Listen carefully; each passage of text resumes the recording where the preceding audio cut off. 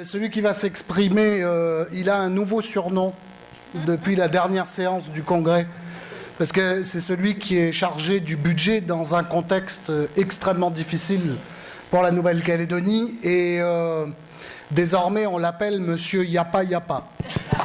Parce que quand Yapa Yapa, c'est Thierry Corneille qui est en charge, entre autres, du budget, du logement et d'un certain nombre d'autres secteurs au gouvernement. Merci de l'applaudir.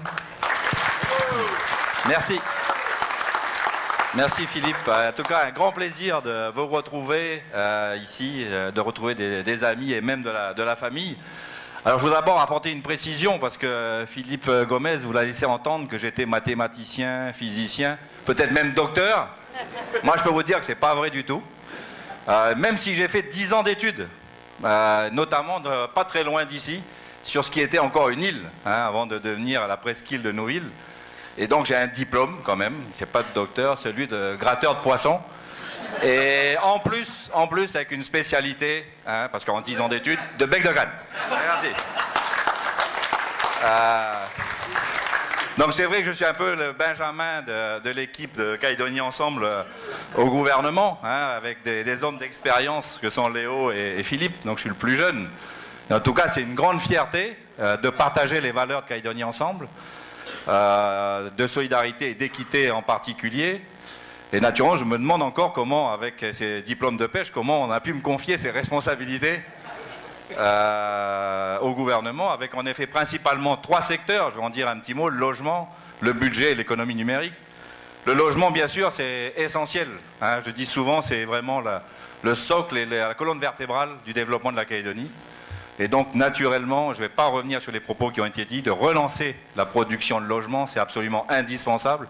Et donc, la Calédonie essaiera de mettre en place notamment un cadre réglementaire qui favorise cette construction de logements, avec, bien entendu, l'appui de la province et des communes, et en particulier celle de Nouméa. Donc, c'est un secteur essentiel, bien sûr, pour la Nouvelle-Calédonie. Deuxième secteur, le budget. Merci, il n'y a pas... Moi, je n'aurais pas dit il n'y a pas, d'ailleurs. Je me suis un peu trompé, parce que j'aurais plutôt dit il n'y a plus, alors qu'il y avait. Voilà. Il n'y a plus, il y avait, parce que malheureusement, nous trouvons une situation catastrophique sur le plan budgétaire. Catastrophique. L'année 2013 a été très mauvaise, l'année 2014 va pas être bonne non plus. Et pourquoi il n'y a plus? Parce qu'on a dilapidé, malheureusement, les réserves de la Nouvelle-Calédonie. Il y avait 20 milliards de trésorerie il y a encore 18 mois, il y en a 0 aujourd'hui. On vit au jour le jour. L'endettement de la Nouvelle-Calédonie a été multiplié par 3 au cours de ces 3 ou 4 dernières années. Et pour la première fois, pour les spécialistes, on a un remboursement de la dette qui est maintenant supérieur à notre autofinancement, c'est-à-dire qu'il faut emprunter pour rembourser notre dette. Donc c'est vraiment absolument apocalyptique. Et que naturellement, on a essayé déjà, dans le budget supplémentaire, de redresser un tout petit peu la barre en essayant d'assurer, j'allais dire, un petit peu les priorités que sont, en effet, le financement des régimes sociaux. Et donc, l'exercice 2015 s'annonce, bien sûr, difficile et périlleux, même si quelques mesures vont être certainement mises en place, mais qui ne pourront produire leurs effets peut-être que courant 2015, voire en 2016 ou en 2017. Pour terminer, l'économie numérique. Alors l'économie numérique, j'aurais plutôt résumé en OPT.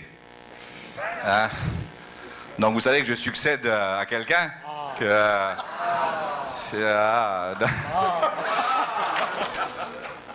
La succession est lourde, je pense.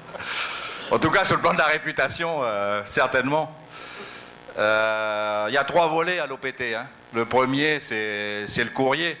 Donc on va essayer de s'attacher aussi à améliorer bien sûr le réseau de l'OPT partout et en particulier en brousse pour améliorer notamment le service et les conditions d'accueil avec son réseau d'agences. Le deuxième, ce sont les services financiers, là aussi avec une branche qui est très déficitaire et donc essayer de retrouver l'équilibre financier sur cette branche et en particulier de créer une banque postale d'ici 2 à 3 ans. Notamment pour peser sur les tarifs bancaires, est un établissement qui soit concurrentiel et qui tire en effet vers le bas ces tarifs qui sont encore excessifs malgré les efforts qui ont été faits avec l'aide de l'État. Et puis enfin, je terminerai par le 3e sujet, c'est Internet. Je sais, et je crois que j'ai été accueilli tout à l'heure en disant quelle catastrophe C'est pas faux. Et c'est pas faux.